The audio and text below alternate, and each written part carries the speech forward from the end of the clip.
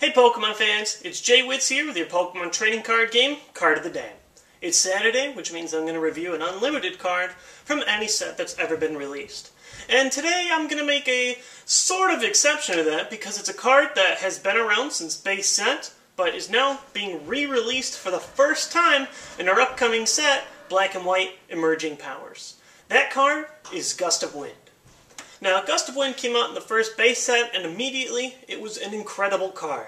The card, once played, lets you just pull up a Pokemon from your opponent's bench right into their active spot, and you can usually just pick them off pretty easily.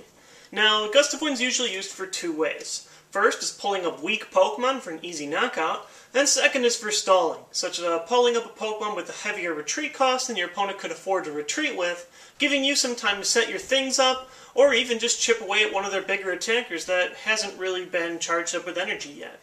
Now, Gust of Wind is an amazing card. It's won so many games, and it's had several different kinds of reprints, all have been less powerful than Gust of Wind, and all have still seen some really huge impacts. For example, there's Double Gust, which lets both players gust their opponent's Pokemon at the same time, but even then that was still good, because you could Double Gust, then retreat, and it would be like a slightly worse Gust of Wind. There's also things like Warp Point, which, while it isn't exactly the same, it's like a sort of combination between a Gust of Wind and a Switch kind of thing, was still very useful in forcing your opponent to switch out to get another Pokemon to knock out. Now, switching out has always been a strong strategy, and the list just keeps going on and on. For example, really strong in around 2004, 2005-ish was Pokemon Reversal, which is essentially a Gust of Wind that requires you to flip a coin. Pokemon Reversal is also strong right now in the Heart Gold Soul Silver On format, where we got that card in Heart Gold Soul Silver, and it's still really important. It's very playable. Pulling up Pokemon from the bench is a really great strategy, especially when everything's been slowed down. And even though there's a coin flip, it's still a good card. We also have Junk Arm, which allows you to reuse it. Just like in base set, when Gust of Wind had the ability to use Item Finder and Computer Search to get that card out. And let's not forget the biggest Pokemon of the past 2 years, Luxray GL Level X, whose Bright Look Pokepower functioned just like a Gust of Wind. You could only use it probably 2 or 3 times in a full game, and even then, it was that big in the format. Pulling up a Pokemon on the bench has always been an extremely good strategy, just like I talked about in the last card of the day with Muck from Undaunted. However, also like I said with that card of the day, once Pokemon Catcher is released, he might be pretty much outdated. Now, over the years, seeing how cards that have been worse than Gust of Wind have all been in world-winning strategies, Gust of Wind itself has cemented itself as one of the best cards ever released, and is probably in the top 5.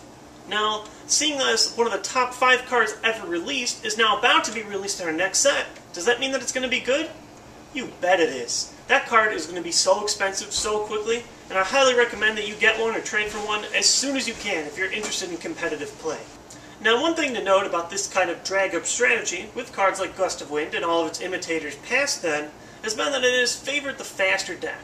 Faster decks set up first and are able to take advantage of those early KOs, usually on basic Pokemon before they evolve up into Stage 1 or Stage 2 Pokemon, giving those faster decks just a bit of an advantage. However, it's still a really strong card, and it's going to work in every single kind of deck.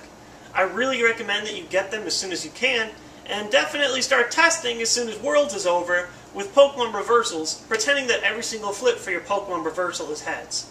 It's a really strong card, it's disruptive, it's going to win a lot of games, and it's just one of the best cards ever released. Now, as far as my rating goes for this card, I'm not going easy when I say that it is a 10 out of 10.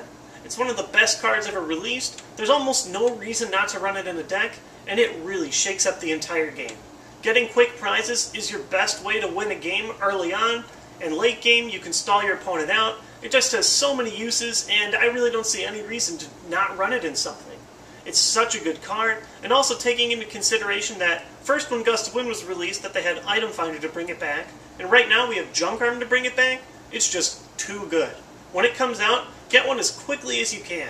The prices are going to rise, and I'm not going to be surprised if it's $5 a card or over, depending on how hard it is to pull in a pack. Now, as far as artwork goes, that's something that it lacks. Now, in the original card art, with Weedle being blown with the Gust of Wind, it just looks weird. Though Weedle's face is kind of blurred out for some strange reason, and I always just thought that that was just like either an error or just some strange distortion. I don't know. I really don't like it, to be honest, and I give that a 3 out of 10. As far as the new artwork, it also looks stupid. It's like a gun that shoots out a web. Reminds me of that one episode of SpongeBob. But that's like, I don't know, I'll give that one a 4 out of 10, just because it's slightly less disturbing than the strange blurred out Weedle. But artwork aside, it's not a pretty card, and its results are not very pretty either. It's going to win a ton of games, it's going to shape our format. I highly recommend you get as many as possible, and a lot of my analysis after Worlds are over is going to be talking about different ways that this card is going to interact with the rest of the format. Hope you guys enjoyed today's card of the day. Tune in tomorrow for Super Rare Sunday. Peace! You want the best tricks? I suggest you Prof-It. You want a mess Brit? I suggest you drop it. Once we started rolling, you know you can't stop it. Let's go and get some lessons from JWittz and Prof-It. Yeah!